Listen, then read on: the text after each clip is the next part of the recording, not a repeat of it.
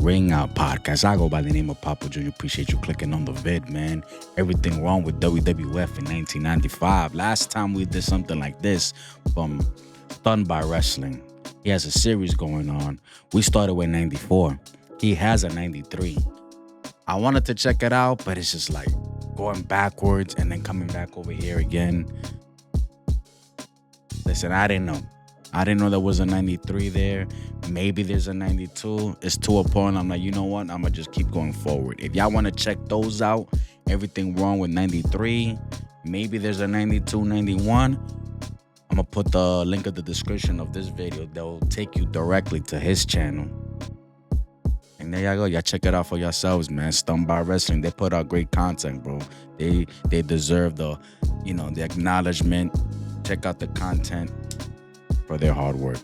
We're here for 1995, y'all. Everything wrong with it. Sit back, relax. If y'all were born in 95, don't trip. It's fine. It's okay. You missed out. It ain't your fault. I missed out on 94, 95, 96, 97. I was born in 94. It happens, bro. But it's not wrong. It's not bad to just go back and watch it for yourselves, man. Damn, I wish I lived this at this time. I wish I lived at that time too. But it's cool though. We had the Ruthless Aggression. That was great times as well. We had like the end of the Attitude Era. Those were great times. The Invasion, that was a little fun as well. You know, Ruthless Aggression, Cena, or come on, y'all know the list. Eddie Guerrero's and all those guys. But from what I've heard from the OGs, man, the 80s were fun as hell. I believe them. I believe them, man. The Mega Powers, they're like the characters that they had back then. And like it worked. It was a different time, man. And then as time flies, bro, you gotta get more edgy, more, And the 90s was a crazy time. People want to go back and live those days again. I don't blame them, bro. But everything back then was just better, to be honest with you. Even as a kid, man, I feel like we had a lot of freedom outside. Nowadays, everything is streaming. Everybody stays inside in their own house, locked in, content. And it's just like, nah, we need to keep going outside, man. But enough of that. 95, WWF. Let's get it. Come on. Come on. This was the year that Diesel was a terrible WWF champion. Damn. And Bret Hart ended up wrestling an evil dentist. 1995 Isaac really Yankem. was one of the worst years in WWE history, and we're kicking off with one of the worst Royal Rumble in WWE. If y'all didn't know, for those that don't know, this is Kane, bro. 2 years before he was Kane. This was Kane. history, and we're kicking off with one of the worst Royal Rumble matches of all time. They cut the intervals between entrances from 90 seconds to 60 seconds in the match. This wasn't to make the match more exciting, but to cover up how weak the roster was. So this was the shortest Rumble match in history. People say 1992, best Royal Rumble ever. I watched it myself. It was a lot of fun. What's the best pay-per-view in my time watching wrestling? I honestly, it never came to mind. The one with Brock Lesnar eliminating a lot of people and then Drew McIntyre taking out Brock Lesnar. That was a freaking great moment, bro. That was awesome. For real. But 92, way too much star power, bro. God. Correct me if I'm wrong, but I only watched it once. Ric Flair, Hulk Hogan, I think Macho Man was there. Correct me if I'm wrong. Kurt Hennig, Mr. Perfect. It's just a lot of stars there. I only watched it once. Has replay value. 1992 Royal Rumble. It really does, man. The same year they had the Dream Team, NBA Dream Team, bro. Jordan, bro, it's crazy. 92 was just special. At just over 38 minutes long, and we had to try and convince ourselves that Aldo Montoya could have won it, although it would have been just incredible if he had. By my These calculation, gears. 57% of the people in the match were absolute losers. You had megastars like Mantar, Kwang and Henry Godwin, Mantar. but the winner would end up being Shawn Michaels. He entered the match at number 1 and went the distance. The last man that he eliminated was the British Bulldog, who started at number 2, and he did feel like a big deal in the match, but that was mostly thanks to the fact that he was surrounded by utter jabronis. It's interesting to note that Lex Luger was in the Rumble, but he only lasted about 7 minutes before getting tossed out by Crush. Oh, It's a real gosh. sign of how far Luger had fallen since 1993 and those good old days of them trying to turn him into the next Hulk Hogan. That forcing something like that into the public, it just won't work, bro. Oh, he's the next Hulk Hogan. It's not gonna work. It's not gonna work. It never works. When you had something that worked for you, it happened organically. Um, the best thing ever, you try to duplicate that with somebody else, it is not gonna work. The original will always be number one. It happens all the time. Seriously, there's sometimes part two is better than part one, but most of the time, part one is better. It will always be number one. So they tried it with Luger, and it looked like it failed, man. Elsewhere on the card, Diesel defended the WWF Championship against Bret Hart in a rare face versus face matchup. Bret carried Diesel here and he sold like mad for him. He even threw in some sneaky heel tactics to make Diesel look stronger. But the big problem was the finish. There were a bunch of run-ins with the referee just standing there. What the? Eventually, it was thrown out as a no contest. Nobody came out of this looking good, least of all Diesel, who was supposed to be the new top guy. The WWF's habit of doing screwy finishes to major pay-per-view matches was starting to get irritating by this point. Big Daddy Cool headed into WrestleMania to defend his title against Shawn Michaels. And in a year where most of the Mania card felt like filler, this match stood out, mainly because it felt like it actually mattered, what with them being former best friends and everything. But this would be the high point of Diesel's entire title reign, and it wasn't even the main event of the show. That honour was given to Bam Bam Bigelow versus Lawrence Taylor. It was a football player wrestling a 390-pound monster That was the main closing event match of WrestleMania. To be fair, Bigelow carried Taylor to a better match than anyone expected, and Vince McMahon reportedly loved it. And Bam Bam seemingly did everything right, and he should have been rewarded with a monster push. But it never happened, and that is one of the biggest travesties of 1995. Instead, Terrible. he allegedly got buried for standing up to the clique backstage, and his WWF career didn't really amount to much going forward. The rest of the Mania card was a mess. Bret still wasn't being used properly. Instead of doing anything meaningful, That's what happens when you tickling the balls of the boss of the head honcho. Yeah, you could get away with shit, and everybody else will be scared of their jobs, bro. You mess with the clique, you're done. Yeah, putting a football player over in a match, doing a great job, as Vince McMahon said, and then you bury the guy because he stood up to the clique. I'm like, you kidding me, bro? This dude brought good business to you. I mean, kind of. I don't know, but just because you talk shit to a group of guys, man, politics is crazy, bro. Politics is crazy. he was stuck feuding with Bob Backlund. They were booked in an I Quit match with Roddy Piper as the special guest referee. Piper just shouted into the microphone the entire time, bellowing, "Do you quit?" over and over again, like a malfunctioning action figure. It was one of the most irritating things all year, which is mad when you consider Vince McMahon was still on commentary. The Undertaker had been feuding with Ted DiBiase's $1 Million Corporation ever since the fake Undertaker storyline.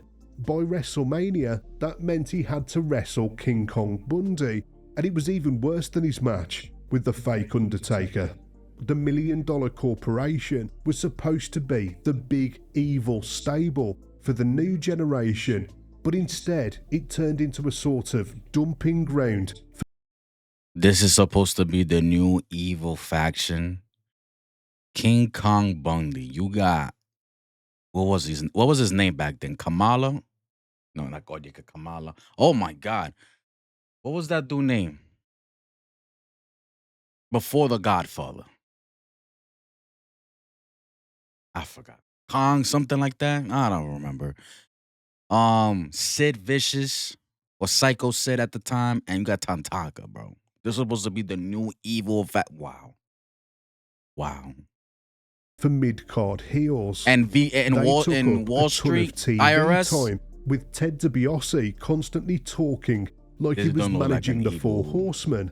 But unlike the Horsemen, And then you had none this of his 1, 2, guys 3 ever kid. seemed to be able to get the job done. Even after beating King Kong Bundy, The Undertaker couldn't escape the $1 Million Corporation.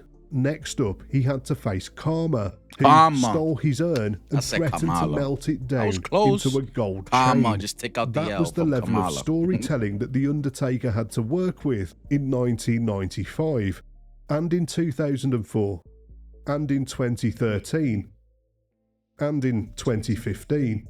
That urn must be the most frequently kidnapped object in wrestling history. Karma was Charles Wright, the man formerly known as Papa Shango, now rebranded as a shoot fighter, nicknamed the Supreme Fighting Machine. This was the WWF's attempt to cash in on the rise of MMA, and it was actually one of the better gimmicks they managed to come up with in 1995. But this was the year that also saw the debuts of Rad Radford, Techno Team 2000, and Santa Claus. What the? And there were plenty of other terrible characters too. These gimmicks made Nails and the Big Boss Man. I know I'm watching the Monday Night Wars, but I didn't start here. I feel like the Big Boss Man. That was a great gimmick, man. Seriously, everybody hates the popo type. Not everybody, but you know. But lost my train of thought. Oh yeah, I wasn't watching this. I started watching the Monday Night Wars when Nitro became a thing, and that was like around September or something like that, maybe end of August. So it's look like the clips that I'm seeing right now. This is all before, it showed WrestleMania. I wasn't watching at that time, around those times. I started around when Nitro started, so I could have the Monday Night Wars right there. Right now, we're on our way to SummerSlam for WWF. For WCW, we're on our way to what's that shit? That pay-per-view with the motorcycles. Hog Wild, something like that. We're on our way there now. Sheesh. Look like characters from The Wire. NWO is a thing It now. was clear by this point That's where I'm at. that the golden era of the WWF was long gone, and Vince McMahon was starting to look like he was panicking at his inability to make new stars. And God knows he tried to make new stars, but everything he touched turned to shit.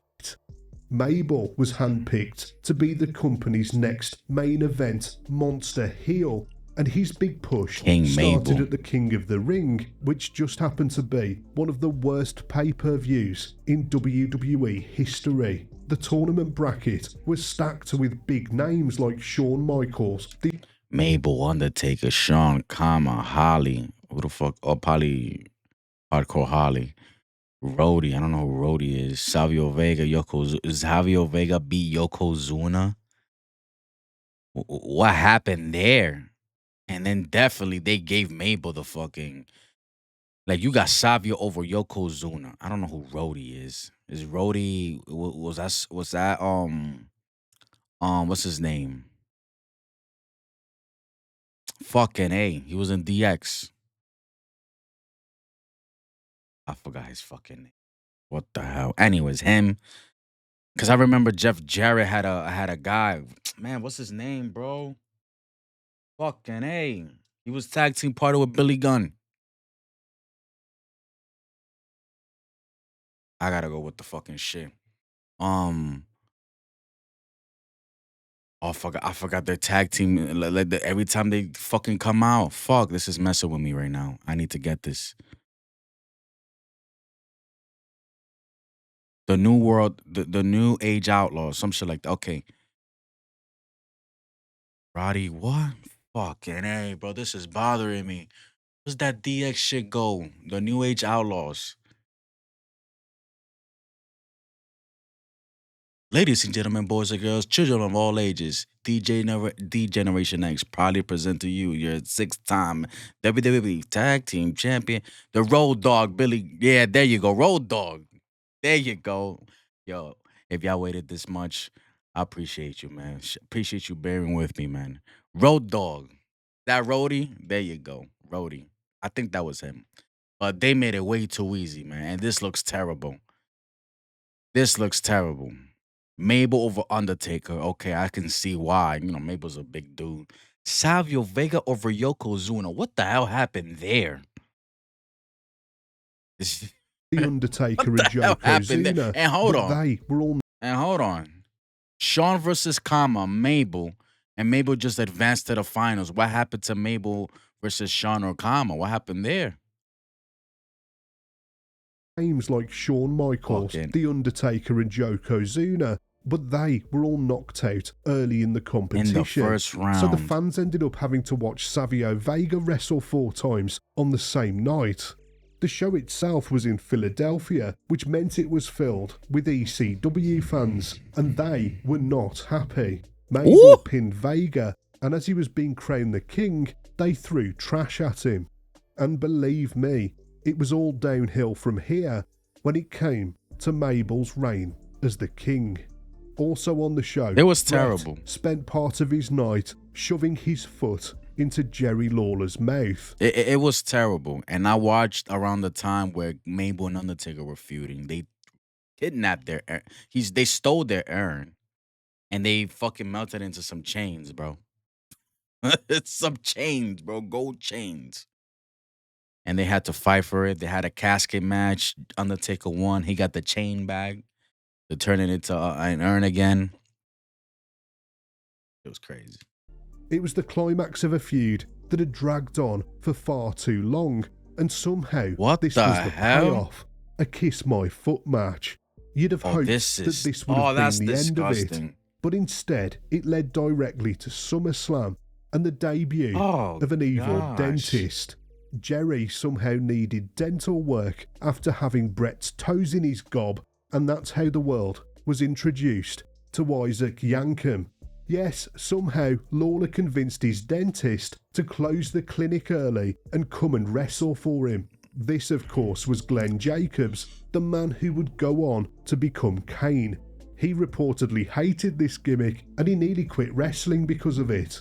Bret versus Isaac looks terrible, Yankem and look at his SummerSlam teeth. was one of the Hitman's worst ever Kane was the pay-per-view best matches. thing that happened Also to him at in his SummerSlam career. was Kane Alundra saved his Blaze career. versus Bertha Faye. What The the? WWF had tried to revive its women's division the year before, with Alundra as the centrepiece, but they gave her no real opponents. It was such a half-hearted They had effort, nothing. and by the time SummerSlam rolled around, She the division bounced. had become a total joke. Bertha Faye's cartoon gimmick killed any credibility that it had left, and they ended up quietly dropping the division shortly after this match. A few months later, Alundra Blaze Went to was Nitro, released, had the and then title she and turned threw it in up the on trash. That's just famous, WCW bro. Nitro, throwing the WWF's Women's Championship in the trash. Nitro debuted just 8 days after SummerSlam, and they didn't barely waste did time anything with the making women a either, too. statement. So Lex Luger walked out live. This is where I on started that watching the first Monday Night show Wars. just 24 hours after wrestling at a WWF event. WCW managed to pull this off because Vince McMahon hadn't bothered to sign Luger to a new contract when his old one had expired. Instead, he was working on a handshake deal while they came to terms. So Lex took advantage and jumped over to the competition. The main event at SummerSlam was Mabel versus Diesel for the WWF title. Mabel wrestled like he was underwater, It was like watching him in slow motion. I didn't watch this and one, Kevin though. Nash just wasn't a skilled enough wrestler to carry him through it. At one point, Mabel sat down on Diesel's back, which almost legitimately paralysed him. Nash later said that he couldn't feel his legs for a few seconds after it happened. Mabel already had a reputation for being reckless in the ring, and he cemented that reputation a few weeks later when he fractured the Undertaker's orbital bone. That little mistake put the Undertaker so I guess that wasn't out of Rhodey. action. They go Brian James right there. So that wasn't Rhodey in that bracket. I thought that was Rhodey. So Rhodey's somebody else then. I fucking know. You know, Road Dogg, Rhodey. That's. But they go there. He go right there. Bone. That little mistake put the Undertaker out of action for 2 months. The original plan was for Mabel to have a rematch against Diesel at In Your House 4, but Vince McMahon had seen enough. Instead, he inserted the British Bulldog into the main event of the pay-per-view after turning him heel. On the show, Mabel ended up facing Yokozuna. As if the fans hadn't suffered enough in 1995, they were subjected to 5 minutes of these two lumbering around the ring, which ended in a double countout. The main event between Bulldog and Diesel was fucking atrocious. It was a terrible match that ended in a disqualification win for Davey Boy. Reports from the time say that McMahon was so furious with the quality of the match that he threw his headset down at ringside out of frustration. And it must have been at this moment when Kevin Nash realised that his title reign was pretty much done. At the Survivor Series, he wrestled Brett for the... Yeah, I saw JR there, man. JR was only available during pay-per-views, man. So in a couple of years, while I'm watching on a weekly basis the Monday Night Wars, I think they probably, I don't know, maybe late '98. It'll be Jerry and whatchamacallit and JR. JR and Jerry, they were my childhood commentators. JR. A lot of people nowadays say Michael Cole is the GOAT, is their GOAT. He's the greatest of all time in the comment. To me, it's JR. And to the OGs is Gorilla Monsoon and Bobby the Brain Heenan, man. And me listening to Bobby the Brain and Gorilla Monsoon commentating some old matches, you know, seeing clips here and there, video here and there. I see why a lot of people love those guys in commentary because they're fucking fantastic on commentary. They really are. But to me, growing up is JR and Jerry the King. And I had Michael Cole and Taz together on SmackDown. So that's what I grew up with, you know. But I love JR. JR was just fucking, to me, he's my GOAT of commentary, honestly. The title, and for once, one of his matches actually delivered. It had intensity and it was stiff and it was grounded, and Brett worked his ass off to make Diesel look like a threat. For the first time in months, the WWF champion felt like he actually belonged in the role. And then he lost. Diesel's title reign failed for plenty of different reasons. He was pushed as a smiling and chatty Word. Me seeing Diesel become a babyface, he looked uncomfortable, bro. Smiling too much and all that. And then I got to a point where after he lost the title, like he only messes with people that wears his gloves, wears his merch, his you know.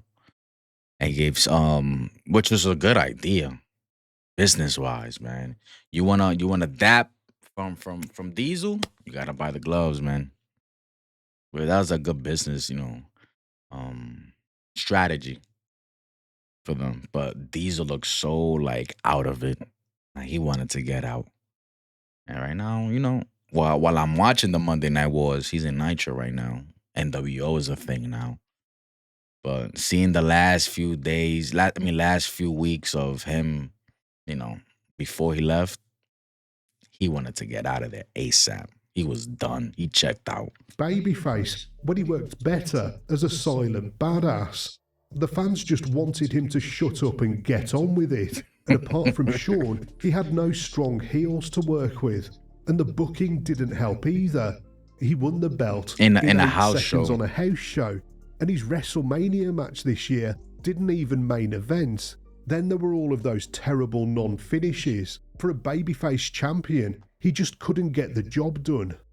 By the end of 1995, the damage wasn't just to Diesel's push, but to the entire federation. By this point, the ratings were in the gutter and pay-per-view buy rates had cratered. In some places, they couldn't even draw 2,000 fans to house shows, and Vince McMahon was now officially losing money. He reportedly even removed the water coolers from Titan Towers. It was the first time that the WWF had ever posted a financial loss, and it's not hard to see why. Damn. You see, there's the 93 video right there I was talking about. If y'all want to check that out, go ahead. Go to Stunned by Wrestling. I started with 94. I don't feel like going back and then coming back of it. I'd rather just move forward. You feel me? If y'all want to check out 93, go ahead. It's right there. Stunned by Wrestling. I'll put the link in the description of this video that could take you to the video that I was just watching and take you to his channel. Right there. Subscribe to him and all that good stuff, man. Put out great content. But if you made it this far into the video, I appreciate you. Hit the like, hit the subscribe button, holla at your boy and all that. I'm here, man. I do watch alongs. Join your boy, man. Have great conversations. Talk about what we're watching along on whatever it is that we're watching, either SmackDown, the PLEs. I'll be here for All In AEW All Elite Wrestling July 12th. I'll be here for the Saturday night's main event that same day, unfortunately. Um, Reason why I want to do that is because I want to see what Goldberg's versus Gunther gonna look like. Is it gonna be a train wreck? It can't go more than 5 minutes. Seriously. So I feel like that's gonna be a disappointing match, but I'm here. I'm here to see it. I'm here to witness it. I'll be here for Evolution for the ladies the next night, and hopefully that's what they said in the news. 4th of July, 2 hours of SmackDown from now on, starting 4th of July. I don't know if I'm gonna be here 4th of July because it's 4th of July on a Friday, so I'd rather be outside than being staying in an office. I recommend you guys do the same thing, but if I don't got no plans, I'll be here every Friday. I'm here next Friday. Watch along. Um, since it's on Netflix, I mean, since they're in Saudi Arabia next Friday, they might be live in the afternoon. I'm gonna do a watch along at that time. Um, Anything else? Nah, man. Appreciate y'all so much if you made it this far in the video. And until next time, Goodbye. Mwah, and good night, bang. peace.